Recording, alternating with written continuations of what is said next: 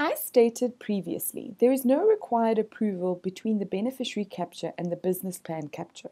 Therefore, we are able to move on to the business plan capture, known as Step 3. There are several tabs that need to be completed. These are Source of Funds, Estimated Expenditure, Milestones, EPWP Indicators, Planned EPWP Infrastructure Outputs, Planned Training, and lastly, Planned Labor. In order to complete these tabs, you need to use the information provided in the simplified form under the tab Business Plan. We will begin with the source of funds. As you can see, the total amount of budget has been pre-populated with the amount that we completed in project registration. We will now use the source of funds to indicate which department has provided the budget for this project. In this case, it is the provincial department. Next, we will look at estimated expenditure. Estimated expenditure refers to how we will be using the total amount of budget for the life cycle of the project. This is split in quarters. As you can see, there are 6 quarters for this project. We have split the amount equally for the 6 quarters. These quarters then equal the total amount of budget. We now move on to milestones. The milestones of the project are whether the project has been approved, whether a consultant has been appointed, whether the design has been detailed and the specifications approved, whether there's a tender report that has been approved, also whether construction has started, and lastly, whether the implementation of the project is complete. As you can see, these have all begun at various dates of the project already. However, implementation is not yet complete.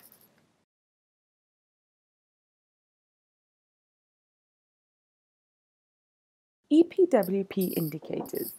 These are indicators used to decide whether the correct EPWP process has been fulfilled. In this case, the contract is compliant with EPWP. As well as the contractor, there is an exit strategy in place and the branding is compliant with EPWP standards. Planned EPWP infrastructure outputs. This section relates to the outputs we can expect to come out of the project. We click New and we look at the name provided for this specific output. In this case, it would be square meter of building that has been restored and repaired.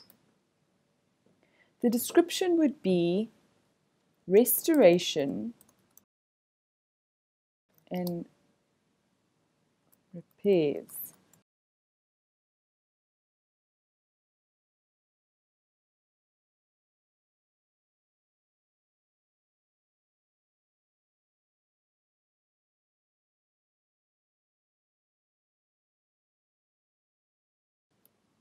We then move on to planned training.